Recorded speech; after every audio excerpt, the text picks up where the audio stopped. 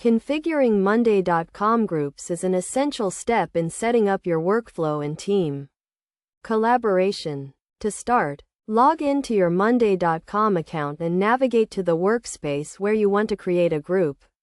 A group in Monday.com is a collection of items that share a common attribute or characteristic, such as a team, project, or department. To create a group, click on the Items tab and select the Group option from the drop-down menu. Choose a name for your group and add a description to provide context. You can also add a group image to help identify the group. Once you have created a group, you can start adding items to it. Items can be tasks, projects, or any other entity that you want to track and manage.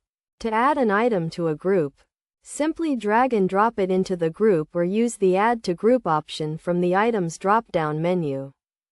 To configure the group settings, click on the three dots next to the group name and select Edit Group. From here, you can manage group permissions, add or remove items, and customize the group's appearance. You can also use the group settings to set up notifications and automate workflows. Best practices for configuring Monday.com groups include keeping your groups organized and up to date, using clear and descriptive names, and setting up permissions to control who can view and edit group items. It is also important to regularly review and update your groups to ensure they remain relevant and effective. By following these steps and best practices, you can effectively configure Monday.com groups to improve your team's collaboration and productivity. Groups help to streamline workflows, reduce clutter, and increase visibility into your team's work.